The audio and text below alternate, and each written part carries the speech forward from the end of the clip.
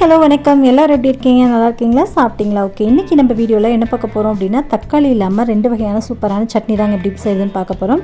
நல்லா ஸ்பைஸியாக, கொஞ்சம் ஸ்பைஸி இல்லாமல் கொஞ்சம் காரம் கம்மியான சட்னி கொஞ்சம் ஒன்று. சரிங்களா? இப்போ எப்படி செய்கிறதுன்றதை பார்த்தலாம். ரொம்ப ரொம்ப ஈஸி தான். அதுக்கு பார்த்திங்க அப்படின்னா ஒரு 6-7 மிளகாய் அளவுக்கு எடுத்திருக்கேன். கூட ஒரு 4 பல் அளவுக்கு பூண்டு, கொஞ்சம் போல் புளி, தேவைக்கேற்ப உப்பு இதை சேர்த்துக்கலாம்.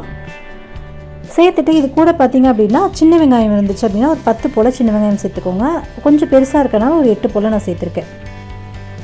சேர்த்துட்டு இது கூடவே கொஞ்சம் போல் தண்ணி சேர்த்துக்கோங்க. தண்ணி வந்து நிறையா சேர்த்து வேணால் கொஞ்சமாக சேர்த்துக்கோங்க. சேர்த்துட்டு க்ளோஸ் பண்ணிவிட்டு அரைச்சி எடுத்துகிட்டு வந்துடலாம். நல்லா நைஸாக திக் பேஸ்ட்டாக அரைச்சி எடுத்துக்கோங்க. இங்கே பாருங்கள், இது மாதிரி இருக்கணும். இப்போ மிக்ஸி ஜாரை தண்ணி ஊற்றிலாம் அலசாமல் ஜஸ்ட்டு கை வச்சு அடித்து எடுத்தாச்சு. கூட வந்து நல்லெண்ணெய் சேர்த்துட்டு கடுகு கருவேப்பிலை மட்டும் தாளித்து எடுத்தாச்சு. நம்மளோட சூப்பரான மிளகாய் சட்னி ரெடி ஆகிடுச்சு. இதில் தக்காளியும் நம்ம சேர்க்கல. தக்காளி விற்கிற விலைக்கு தக்காளி எங்கெங்கே சேர்க்குறது? உங்கள் ஊர்லலாம் தக்காளி என்ன ரேட்டுக்கு போயிட்டுருக்குன்னு சொல்லுங்கள். இங்கெல்லாம் கிட்டத்தட்ட 150 ரூபா வரைக்கும் விற்றுட்ருக்காங்க. ஸோ உங்கள் ஊரில் என்ன விலை விற்கிது தக்காளின்னு கீழே கமெண்ட் பண்ணுங்கள். சரி, வாங்க அடுத்த சட்னி பார்த்துடலாம். ஸோ பார்த்திங்க அப்படின்னா இதுவும் தக்காளி சேர்க்காத ஒரு சூப்பரான சட்னி. ஃபஸ்ட்டு நம்ம சேர்த்தது காரமாக இருக்கும், இது காரம் கம்மியாக இருக்கும். இதுக்கு வந்து பெரிய வெங்காயம், பல்லாரி வெங்காயம் எடுத்திருக்கேன். கூட ஒரு 2 பல் பூண்டு, தேங்காய், கருவேப்பிலை, கொத்தமல்லி தழை எடுத்திருக்கேன். இப்போ சட்னி வந்து செய்ய ஸ்டார்ட் பண்ணிடலாம். ஒரு கடாயில் 2 ஸ்பூன் அளவுக்கு எண்ணெய் சேர்த்துருக்கேன். இது கூட 1/4 கப் அளவுக்கு நிலக்கடலை சேர்த்துக்கலாம். தோல் உரிக்க தேவையில்லை, அப்படியே சேர்த்துக்கோங்க, நல்லாயிருக்கும். கூடவே ஒரு 3 வரமிளகாய் சேர்த்துக்கலாம்.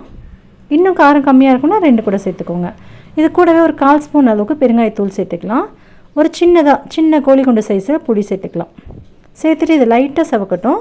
செவந்ததுக்கப்புறமா நம்ம எடுத்து வச்சுருக்க பல்லாரி வெங்காயம், ஒரு 2 பல்லாரி வெங்காயத்தை ரஃபாக சாப் பண்ணிவிட்டு சேர்த்துக்கோங்க. ஒரு மீடியம் சைஸில் இருக்கக்கூடிய பல்லாரி வெங்காயமாக பார்த்து 2 சேர்த்துக்கோங்க, சரியாக இருக்கும். சேர்த்துட்டு நல்லா கலந்து கொடுத்துக்கலாம். இது கொஞ்சமாக செவந்து வரட்டும். அந்த வெங்காயம் எல்லாமே கொஞ்சம் லேசாக செவந்து வரட்டும். செவந்ததுக்கப்புறமா இது கூட நம்ம எடுத்து வச்சுருக்க கருவேப்பிலை, கொத்தமல்லி தலையும் சேர்த்துக்கலாம்.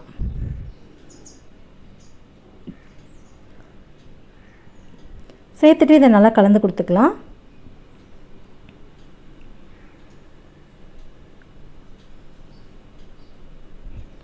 வெங்காயம், கருவேப்பிலை, கொத்தமல்லி தழை, அந்த நிலக்கடலை எல்லாமே ஓரளவுக்கு ஃப்ரை ஆகி வந்ததுக்கப்புறமா தேங்காய் சேர்த்துக்கலாம். கடைசியாக வந்து தேங்காய் சேர்த்துடணும்.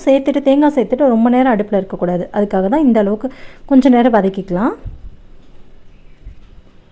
அவ்வளோதான். இந்த அளவுக்கு வதக்கினதுக்கப்புறமா தேங்காவை இது கூட சேர்த்துக்கோங்க. தேங்காவை சேர்த்துட்டு ஒரு 2 தடவை நல்லா மிக்ஸ் பண்ணி கொடுத்துக்கோங்க.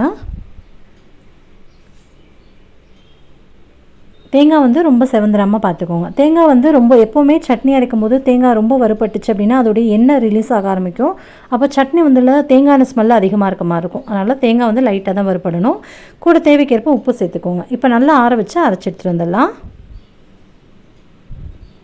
அவ்வளோதான். இப்போ பெரட்டியாச்சு. நல்லா இப்போ ஆறி வரட்டும். ஆறினதுக்கப்புறமா மிக்ஸி ஜாரில் சேர்த்து அரைச்சிக்கலாம். அடுப்பை ஆஃப் பண்ணிவிட்டேன். அப்படியே இருக்கட்டும், நல்லா ஆறி வரட்டும். இப்போ மிக்ஸி ஜாரில் சேர்த்துட்டு கொஞ்சம் தேவைக்கேற்ப தண்ணி சேர்த்துக்கோங்க. தண்ணி ரொம்ப சேர்க்க வேண்டாம். ஏன்னா மிக்ஸி ஜாரை சேர்த்து கொஞ்சம் அலசிட்டு நம்ம சேர்க்கும் போது இன்னும் கொஞ்சம் தண்ணி தேவைப்படும் இல்லையா? அதனால் பார்த்து சேர்த்துக்கோங்க. அவ்வளோதான். நல்லா நைஸாக அரைச்சி எடுத்துகிட்டு இப்போ ஒரு பாத்திரத்துக்கு மாற்றிடலாம். இது தாளிக்கவே தேவையில்லை, அப்படியே சாப்பிட்டாலே ரொம்ப டேஸ்ட்டு நல்லா தான் இருக்கும். பட் தாளித்தா இன்னுமே டேஸ்ட்டு ரொம்ப நல்லாயிருக்கும். வாங்க இது வந்து தாளிச்சிடலாம். கொஞ்சமாக எண்ணெயில் வந்துட்டு கடுகு கருவேப்பிலை மட்டும் சேர்த்து இது கூட தாளிச்சுக்க போகிறேன். வேணும்னா நீங்கள் கடலை பருப்பு, உளுந்த பருப்புலாம் கூட சேர்த்து தாளிச்சிக்கலாம். மிக்ஸி ஜார் அழைச்சிட்டு தண்ணி சேர்த்துருக்கலாம், கரெக்டாக இருக்கும். இங்கே பாருங்கள், இந்த மாதிரி இருக்கும். இது இட்லி, தோசை, சப்பாத்திக்கு ரொம்பவே நல்லாயிருக்கும். கண்டிப்பாக ட்ரை பண்ணி பாருங்கள். ஓகே ஃப்ரெண்ட்ஸ், 2 சூப்பரான சட்னி பார்த்தோம். உங்களுக்கு பிடிச்சிருந்துச்சுன்னா வீடியோக்கு லைக் கொடுங்க. உங்கள் ஃப்ரெண்ட்ஸ் அண்ட் ஃபேமிலியோட ஷேர் பண்ணிக்கோங்க.